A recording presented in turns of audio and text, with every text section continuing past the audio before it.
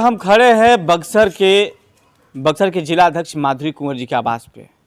बिहार में ना विधानसभा का चुनाव है ना लोकसभा का चुनाव है, अब तो पंचायती चुनाव भी समापन हो गया।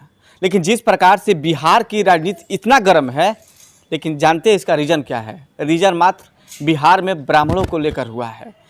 रीजन यहाँ से लेकर उत्तर प्रदेश के चुनाव तक जा रहा है। पहले तो आप सभी का स्वागत करता हूँ इंडिया बिग न्यूज में। बिहार में लगातार जीतन राम मांझी ने ब्राह्मणों को लेकर जिस प्रकार से बयान दे रहे हैं और सभी के सभी खेमा अभी चुप नजर आ रहा है। आखिर क्या है ऐसा रीजन कि सब फॉरवर्ड क्लास के लोग बोलने से कतरा रहे हैं? किस बात की डर है?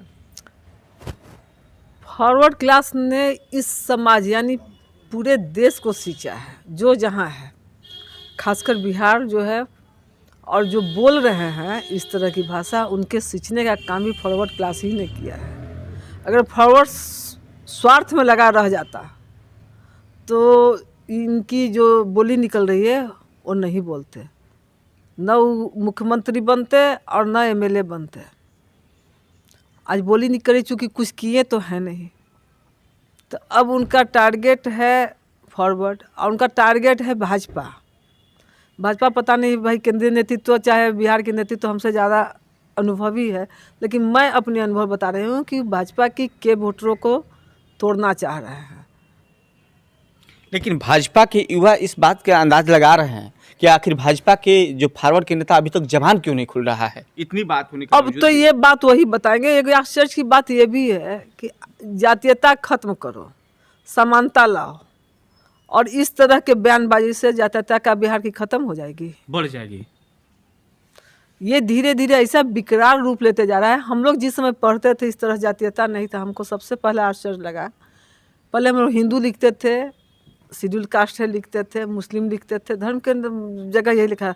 लेकिन जब आया हमारे बिहार में, जब सरकार आया कि आप लिखिए, और मेरा छोटा सा बच्चा आकर पूछा कि हम किस जाति के हैं, तो हमको ये चीज़ का बड़ा आश्चर्य लगा कि अब हम लोग जाति पर बट रहे हैं।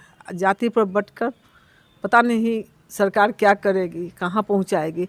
इसका मतलब है कि हमेशा हम लोग अमीर और गरीब जाति के चक्र में फंसे ही रह जाएंगे।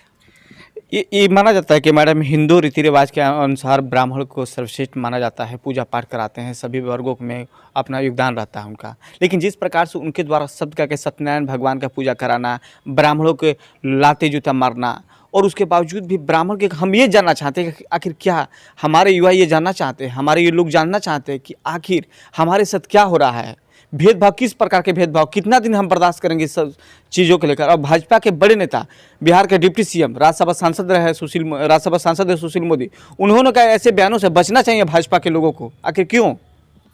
कैसे बयानों से बचना चाहिए? ऐसे कैसे बयान? मांझी जी के बयान से जी, तो मांझी जी बयान दे रहे हैं तो हम लोग कहाँ उसमें सम्मिलित है? बयान मांझी, तो मांझी जी को बचना चाहिए। बयान तो मांझी जी ने दिया है ना, ब्राह्मणों पर, चाहे फॉरवर्डों पर, चाहे राम जी पर। हम लोग तो उनके खिलाफ हम लोग को बोलने की हिम्मत कहाँ है? बिना बोले तो ST/SC एक्ट फॉरवर्डों पर लग रही है।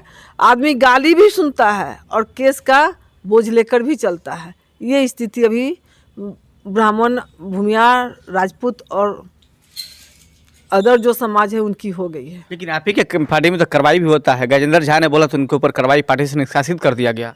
इसको हम सही नहीं मान रहे हैं। गजेंद्र झा पर की हुई कार्रवाई को हम सही नहीं मान रहे हैं। जब अभी व्यक्ति की स्वतंत्रता है, बोलने की स्वतंत्रता है, तो हम गाली सुन रहे हैं।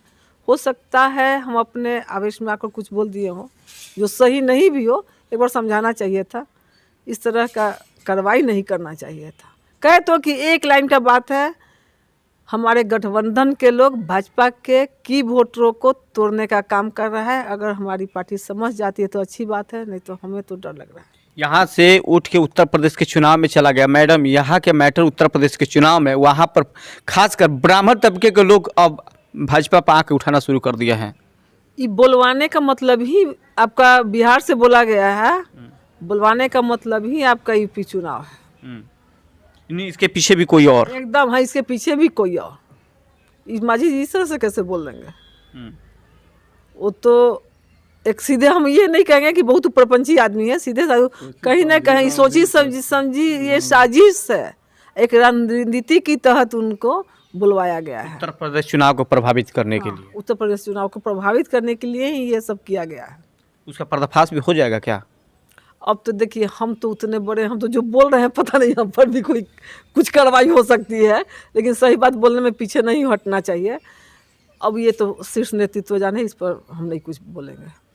आप देख रहे हैं कि जिस प्रकार से पहली बार मुझे ऐसा देखने को मिला कि भारतीय जनता पार्टी के कोई जिला अध्यक्ष इस प्रकार से खुल के इस मैटर में कूदा है। नहीं तो मैं बड़े बड़े नेताओं के पास जाता हूं कि साहब 2 लाइन जीतन राम मांझी के ऊपर बोल दीजिए, फॉरवर्ड नेताओं के पास जाता हूं तो बोलते हैं कि छोड़ दीजिए, दूसरे मैटर पर बात करते हैं। भी आवाज़ उठा सकें कि जिस प्रकार से समाज में द्रोह का दृश्य देखने को मिल रहा है, लगातार समाज में तनाव पैदा हो रहा है, फॉरवर्ड और बैकवर्ड के बीच, उस पर विराम लगना चाहिए। ऐसे तमाम खबरों के लिए देखते रहे इंडिया बिग न्यूज़।